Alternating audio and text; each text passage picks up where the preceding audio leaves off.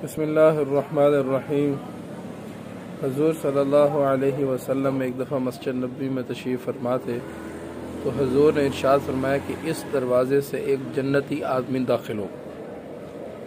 کچھ دیر بعد ایک انصاری صحابی آئے، ہاتھ میں جوتی تھی اور داڑھی سے وضو کا پانی ٹپک رہا تھا۔ اگلے دن پھر حضور صلی اللہ علیہ وسلم نے یہی ارشاد فرمایا کہ اس دروازے سے ایک آدمی جنتی آدمی داخل ہو، تو وہی انصاری صحابی تھے اور اسی طرح وضو کا پانی ٹپک رہا تھا اور ہاتھ میں چپل تھی۔ تیسرے دن بھی یہی معاملہ ہوا تو اس مجلس کے اندر ایک صحابی بیٹھے تھے جن کا نام حضرت عبداللہ بن عمر تھا، جو سارے صحابہ میں سے زیادہ عبادت گزار، متقی، پرہیزگار تھے۔ ان کے دل میں یہ خیال پیدا ہوا کہ کون سا ایسا عمل ہے جو مجھ سے زیادہ آگے نکل گئے۔ تو وہ اٹھے مجلس سے اور آواز لگائی، چچا میرے باپ سے کچھ جھگڑا ہو گیا ہے، باپ ناراض ہے، تو کچھ دن آپ کے ہاں ٹھہر جاؤں۔ انہوں نے کہا ٹھہر جاؤ۔ گھر چل دیے، گھر گئے۔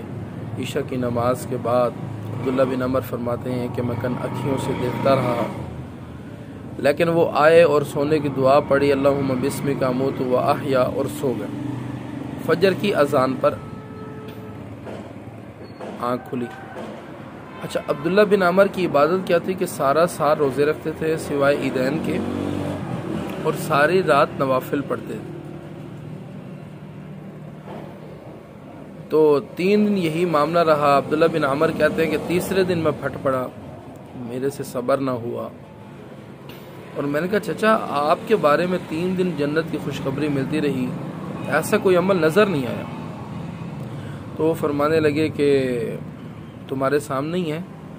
عبداللہ بن عمر مڑنے لگے تو انہوں نے واپس بلایا اور انہوں نے یوں ہاتھ رکھ کے فرمایا کہ بیٹا یہ دل تمام مسلمانوں کے حسد سے، بغض سے، کینے سے صاف۔ تو اس پر عبداللہ بن عمر نے کہا ہاذا ہوا، کہ یہی وہ عمل ہے جس کے ذریعے آپ کو جنت کی بشارت دی۔ تو میرے عزیزو، عمل چھوٹا ہے لیکن تھوڑا مشکل ہے، وقت لگے گا۔ ہمیں حضور کی تعلیمات پر سب سے زیادہ عمل کرنے کی جو ضرورت ہے اس وقت امت کے اندر فقدان ہے، وہ اخلاق کی ہے، کینہ بغض سے پاک صاف دل کی ہے۔ زبان سے لوگ کچھ ہوتے ہیں، دل میں کچھ ہوتا ہے۔ تو میرے عزیزو، اخلاق کو اپنانا حضور کی تعلیمات میں سب سے اولین ترجیح۔ قرآن پاک میں ارشاد ہے کہ انک لعلی خلق عظیم، کہ اخلاق آپ کی سواری ہیں اور آپ اخلاق کے اوپر سوار ہو۔